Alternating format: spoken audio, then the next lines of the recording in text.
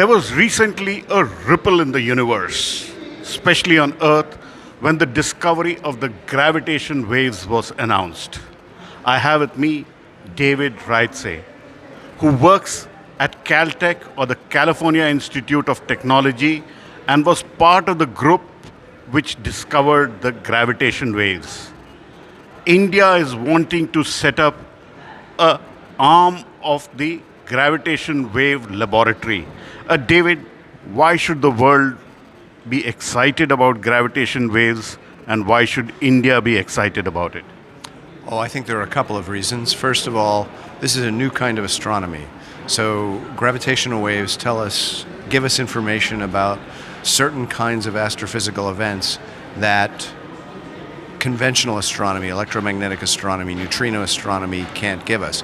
So they probe the most violent events in the universe. So it's like inventing a new tool to study the universe, like a new kind of microscope or a new kind of telescope, but it looks at a different sector of the universe. So I think that's very, very exciting. So we believe there's a lot of fundamental knowledge that we're going to be able to get over the next 30, 40 years as this field goes forward. We're sort of right at the beginning. We've only made our first discoveries, just like hundreds of years ago, telescopes made their first discoveries of planets orbiting around the sun. We're just in that epoch, so we're going to learn a lot more over the next 40 So you discovered it. What more is left to find? There are so many sources of gravitational waves that we haven't yet seen. Let me give you the best example. That's the Big Bang. All right. Everything we know about the beginning of the universe, we have through electromagnetic radiation, so through the study of the cosmic microwave background. All right? And that is fundamentally limited just by the nature of the way the universe formed. So all of the light from the cosmic microwave background, I say light, it's really microwaves, all right, was released from captivity in the universe 380,000 years after the Big Bang. And the reason for that has to do with the formation of neutral elements. It's when light could actually get out of the universe. The gravitational waves were produced at the first moment, instant, fraction of a second, tiny fraction of a second. And the gravitational waves that were produced at that moment are still with us, and they're traveling around. We just haven't been able to discover them yet. So if we could discover those gravitational waves, perhaps with LIGO, it's not very likely, but with other kinds of gravitational wave detectors, we would be able to see the universe at the moment of its birth. That would be huge. Why? Because we would be able to see, for the first time, the universe at its creation. We would understand fundamentally how the universe came to be. No one else can do that. What's important is what is in the future, not in the past. What's important is using the past to understand what happens in the future, right? The reason we do physics, the reason we do astronomy is to understand the nature of things, understand how nature works, understand the laws at which nature operates. And by understanding that at its most primordial level will allow us to understand things going forward. I think that's huge. We don't expect another Big Bang. We do not expect another Big Bang, but we expect to learn how the universe evolves from the beginning of the Big Bang. And we don't know that now. What is the need for having a LIGO observatory in India? Okay, so let's talk specifically about LIGO India. It's a very good question. A lot of people have asked that question. We have 3 detectors already that are operating, 2 in the US, 1 in Italy. Why do we need another one? The answer has to do with where India is relative to those other detectors. So it turns out that because India is pretty far south, it's far enough away from those other detectors, it allows you to be able to have one more site at which you can record the arrival time of a gravitational wave. And because it's so far away, the difference in arrival times with a detector in India and with those other detectors gives you more precise information about where a gravitational wave was produced in the sky. Not how far away it was produced, but where in the sky it was produced. And that allows you to then use the entire arsenal of astronomy, gamma ray satellites, X-ray satellites, optical telescopes, infrared telescopes, radio telescopes, neutrino observatories, to focus in, to really just, for lack of a better word, hammer on that event and study it so that we get, again, an insight into the nature of these very, very violent events. So what specific advantage other than triangulation do you get by involving India? You get more detection confidence. So in other words, the more detectors that detect an event, the more confident you are. You get something very important that it's not often talked about, and that's polarization of the gravitational wave. So if you think about light, it comes in two polarizations. Gravitational waves also come in two polarizations, but LIGO, the two US LIGO detectors, were purposely set up to not be able to differentiate between those two polarizations. It was a technical choice that was made. Virgo helps with that a little bit. India helps with that a lot more, and the reason it helps is because of its location and its orientation. It allows you, the polarization gives you more information into the nature of the gravitational wave event, the nature of the way matter moves in these collisions, relativistic effects. What you can do with polarization that you can't do without it is probe the fundamental nature of gravity itself. So one question that we're asking right now, and I think India will be very important in answering, is general relativity the correct theory of gravity? We believe it is, all right? It's been, around for over 100 years. It's been tested. It's, passed every test. But we're studying gravity in a completely new regime, near the event horizons of black holes, where the gravitational field is strong and dynamical. So, and if there is a deviation from general relativity, it might manifest itself in the way the polarization of the gravitational wave is recorded on the Earth. So we might see something in India relative to the other detectors that may point to a fact that, general relativity may not be right. Now, I'm not willing to bet on that. If you were to ask me to bet, I would bet that general relativity is right. But I think that's an important thing that India can bring. Another thing that they bring, these detectors are very sensitive. Even when we're observing, they're not necessarily operating all the time. If an earthquake happens, for example, in Seattle or somewhere, it knocks one of the detectors offline.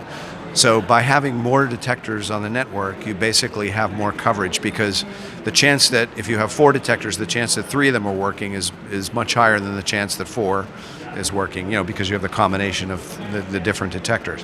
So that's another thing that it brings. So what does the NSF and the US bring to India for LIGO India? So it's a partnership. Most of the work and most of the funding to do LIGO India is coming from India. What does the US bring? We have a detector. It's the Advanced LIGO detector. It's basically the same detector that was built for Hanford and Livingston. There's a difference which is important I'll bring out later. All right, that's ready to go. We actually made a conscious choice not to install that detector in our own observatories because we realized how important it would be for that detector to be somewhere else, far away from our detectors, and India turned out to be the place that it could happen. So we're bringing that detector. We're also helping, collaborating. We've run these observatories, so we're consulting with all our partners here. We're bringing our expertise in, but it's really up to India to be able to build the detector and pull it off. Now, there's an important distinction. I said they're almost the same detectors, but not quite. So one of the things that we will do in the next couple of years in the U.S. is we will make improvements to our detectors. We're not going to do that to the India detector. India will have to do that. So they're going to have to basically develop the technology that will be used to get the India and US detectors at the same level. So there's a lot of technology development that's going to be happening. Usually I hear India is a very difficult place to work with. That's what most Americans and most heads of NSF have always told me, or NIH, or NASA. All of them say exactly that. What's been your experience so far working with India on LIGO India? There are places where I think it's challenging. There are also places where I think it's been remarkably smooth. So to give you an example, before India, one place that we thought about putting a detector was Australia. Really? And Australia turned out to be a great place from a purely scientific perspective. Turned out to be the wrong place from every other perspective. Why? Because they wouldn't fund it. All right? It became clear when we started talking to Indian scientists and when we started talking to people in the government, the heads of the agencies and things like that, that they were very interested and they thought they could pull this off. So I think it's very positive that India stepped forward to do this. All right, so that's a plus. All right, the minus is that the processes to us are different. The U.S. does things in a certain way, India does things in a different way, and there's a bit of opacity in the differences between those, and sometimes that frustrates people on the U.S. side. It doesn't frustrate me so much because I understand that you have a certain way of doing things in a certain culture, so you do it that way. What's important is that everybody keep their eye on the ball, and the eye on the ball basically says we want this detector operating by 2025, and as long as people structure the project, structure the funding, structure the development of human resources to meet that goal, I think we'll be fine. Look, none of these projects is easy, and if you tell me that people always say that it's hard doing business in India, I can tell you the experience with early LIGO was equally complicated, and there were equal times where it was thought that LIGO USA would never work, would never be built because of the problem. So you just have to take the long view and say, yes, we realize there are differences. We realize there are, processes that may not be optimal, but in the end, India knows how to build big things, right? You launched a spacecraft that went to Mars. Remarkable. All right, there's no problem here. So. People have some worries as to what would be the kind of development which would be permitted around LIGO India, especially in Hingoli. What are your thoughts on that, and how do you expect to assuage people that they can live near LIGO? Yeah, well, living near LIGO is probably not so easy because we want, especially where the buildings are, the end station and the corner stations, really have to be free of urban development out. I believe the zone that the LIGO India team specified was 5 kilometers, all right?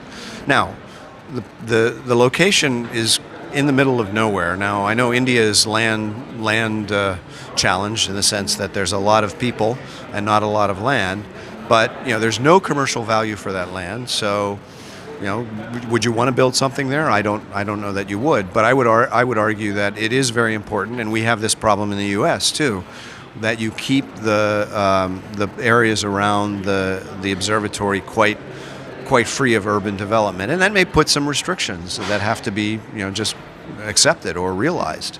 So that's life. When you do a big science project, all right, sometimes you have to make concessions, and that's true.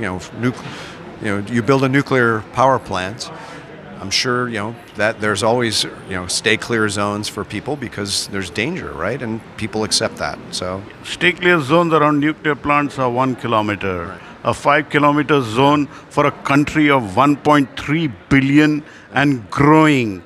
We expect India to be 1.4, 1.5 billion very soon. Right. Land is at a premium. Right. Well, I'm sitting here, we're in Mumbai, and I'm looking around and I'm seeing a lot of tall buildings going up. It's amazing to me how much construction is going on. So a lot of the demography, I would guess, in India, it's true in the United States, is more towards urbanization, right? So big cities tend to get bigger, they tend to get higher. That's probably true in India also. So the stress, it may be there, but my guess is it's not there as seriously as it is. And I can only speak for LIGO. I can't speak for other projects to know if this is a big challenge for other projects too, but it is a tension, and I think people have to recognize that there are sometimes sacrifices that have to be made in the name of science. So do you expect good science coming out of in 2025 when LIGO India is up and running? I expect very good science, great science coming out. Look, part of the challenge to make LIGO India work will be to what we call commission the detectors. All right, you don't just build it, throw a switch, and all of a sudden everything works perfectly. It takes a lot of time because these instruments are so complex to understand, where the noise sources are. One very interesting thing about LIGO India, people say, these LIGO detectors are clones of one another. That's not really true, and the reason it's not really true is because they are very sensitive and coupled to their environment. Right, and the environment in Aunda near Hingoli is different from the environment in Louisiana, is different from the environment in Washington, and there's a lot of time that has to be taken to understand how the interferometer acts with that environment. So there'll be a little bit of time to get that going, but fortunately, there's a lot of experience both in India, but more in the United States and also in other projects. We know how to do this, and I think we have, the second time you do something, it's easier than the first. The fifth time you do something, it's even easier than the fourth. So, I think there's a lot of hope that this will happen very quickly. And by the time, actually, this may be the best point to make. By the time LIGO India is operational, if it's operational at the same level as the US detectors, it will be making detections probably on the order of every day. Every day, not every week, not every month, not every year, every day. So immediately the science that will come out of LIGO India will benefit, the gravitational wave community, the astronomical community, the nuclear physics community, a lot of different scientific communities. You look forward to it? I look tremendously forward to this. We've been talking to India for 7 years. All right, the project got officially started in 2016, not long after we made our detection. So that's really when you have to start the clock.